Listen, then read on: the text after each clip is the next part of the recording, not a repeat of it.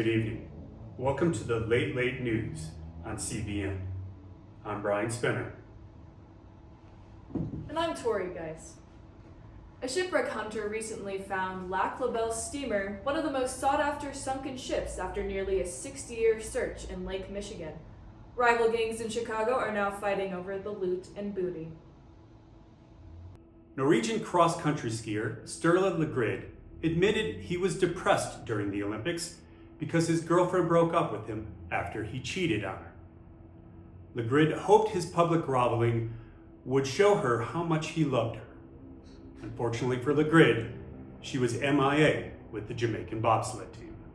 I don't blame her, Brian. Those guys know how to party. Boy kibble. Young men are turning to dog food for simple, efficient meal inspiration. Listen, I didn't say all men are dogs, but the writing is on the wall. The annual International Corruption Survey was recently released, with the United States ranking 29th out of 182 countries.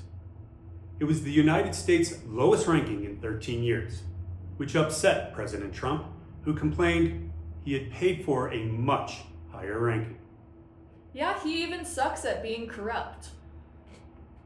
I always thought he was the best. Blueprint renderings show the most detailed version of Donald Trump's White House ballroom expansion. It will be the perfect size to hide a couple million or so Epstein files. The newly named Biden Can Suck My Balls room is set to be completed later this year. Joe Biden responded to this jab with one of his signature quick-witted responses, stating, "Where am I?"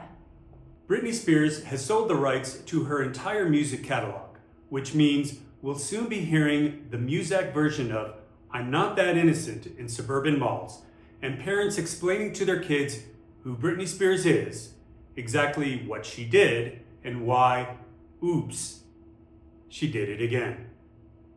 I don't get it. Yeah, that tracks.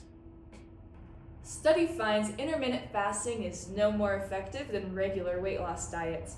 News that made middle-aged women fall to their knees in home goods, screaming and clutching seashell-themed home decor. Ads are now appearing on some AI platforms, as companies look to target consumers using AI's deep cache of data. Users are concerned for their privacy, with one complaining he got a BOGO ad for Wendy's hot and juicy while sexting with ChatGPT. That's not how AI works, Brian. It does for me. Wilson from Team Canada recently rejected an Olympic tradition by throwing a punch in a hockey game over Team France. Listen, it takes a lot to get a Canadian to throw a punch, but if you talk shit about maple syrup, you're getting a knuckle sandwich. That's hockey. Wilson, is he one of those guys on that show about the two hockey players? Brian, no, he is not. Gallup announced it's ending its annual political tracking poll, which the company has taken for almost 100 years. When asked about their decision, a company spokesperson admitted, after seeing the results of last year's poll, they decided most people already felt democracy was dead. It's okay, Brian. My generation has a new way of gauging public opinion. Sports betting. U.S. military used Anthropic AI's model Claude during the recent Venezuelan raid. Great, let's give AI PTSD. What could go wrong? Well, at least it's not Gen X's problem. Shut up, Brian. The British royal family member, formerly known as Prince Andrew, was arrested and charged with misconduct of public office due to his relationship with convicted sex offender Jeffrey Epstein. Andrew has been stripped of his royal titles, yet somehow he remains eighth in line to the British throne. In a show of solidarity, President Trump offered to loan British police the prison guards who were on duty the night Epstein reportedly hung himself. Queens-born Joe Mackin spent years creating a hyper-realistic model of New York City using wood, cardboard, and glue. However, locals criticized it for not having enough rats and not smelling enough like piss. After defeating the New England Patriots in Super Bowl 60, Several Seattle Seahawks players gloated that Jesus obviously wanted them to beat those cheaters from the East Coast. These remarks upset some Patriots players who said, God doesn't play favorites. There's been no word from Jesus H. Christ himself, who's reportedly been on a bender in Vegas with Tom Brady and Bill Belichick.